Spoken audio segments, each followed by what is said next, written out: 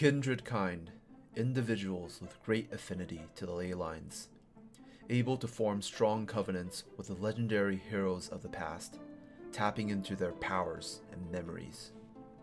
Upon the death of a great and powerful mortal, as they return to the earth, fragments of their essence linger within the soil of the garden, traveling back to locations of great importance in their respective lives, transforming these locations into ley, allowing the kindreds within these places to access their skills and wisdom.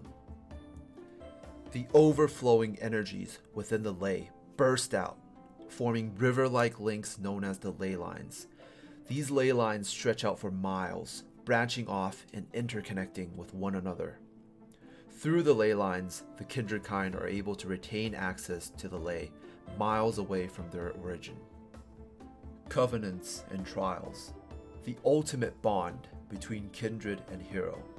The kindred assumes a piece of the hero's identity and receives the hero's essence into himself or herself, altering their being and forming the covenant, permanently gaining access to the hero's powers.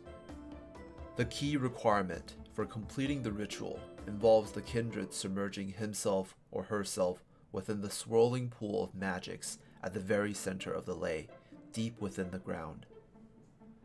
This sends the kindred into a trance-like state, reliving the hero's most defining and challenging moment.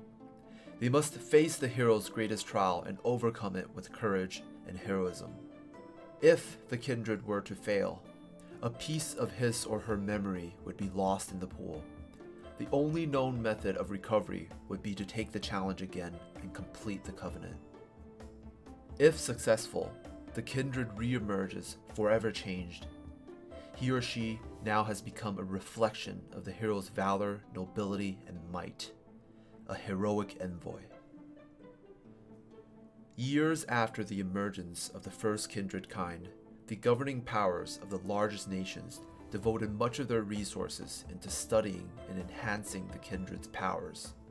Stronger than average soldiers, the might of each kindred was comparable to that of veterans and skilled mercenaries. Heroic envoys were regarded as national treasures, prized assets, especially in terms of military prowess. During the early periods of the kindred's emergence, heroic envoys were exceptionally rare. The first of them birthed of mere accidents. And as more knowledge was uncovered about the ley, various theories arose. As covenants require the kindred to overcome the hero's greatest trials, the hardships involved would determine the difficulty of forming the covenant.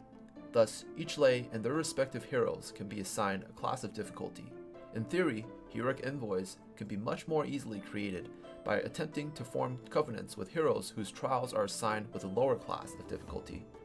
Furthermore, through the experience of heroic envoys who have succeeded in forming the covenant, trials can be studied and knowledge can be gained. As a result, in many cities of Valdria, churches and temples were built upon the ley.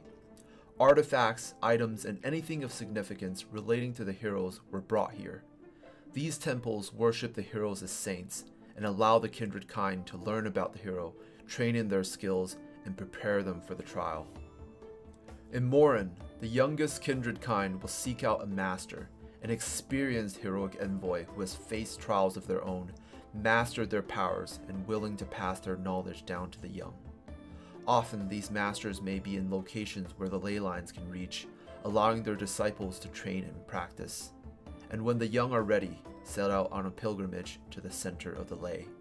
In Frotsgard, new kindreds are encouraged to enlist in Tracium Academy, located near Kolvedin, a military institution built upon an area where 3 different Leylines cross, focused on developing and training its kindred to serve the nation. Heroic envoys who graduate here are given tremendous benefits for enlisting in the army. These elites often lead expeditions into the Rift, expanding the land of the Frotsgard nation. I figured it'd be much better if I introduced the lore of the Kindred Kind first, for those of you that haven't seen it. Tomorrow I'll explain how I've crafted the lore to fit the concept of a classless customizable system. If you haven't seen that concept video yet, be sure to check it out. Every day, we're moving one step closer to our mission. Remember, together, we'll create the perfect game. I'll see you again very soon.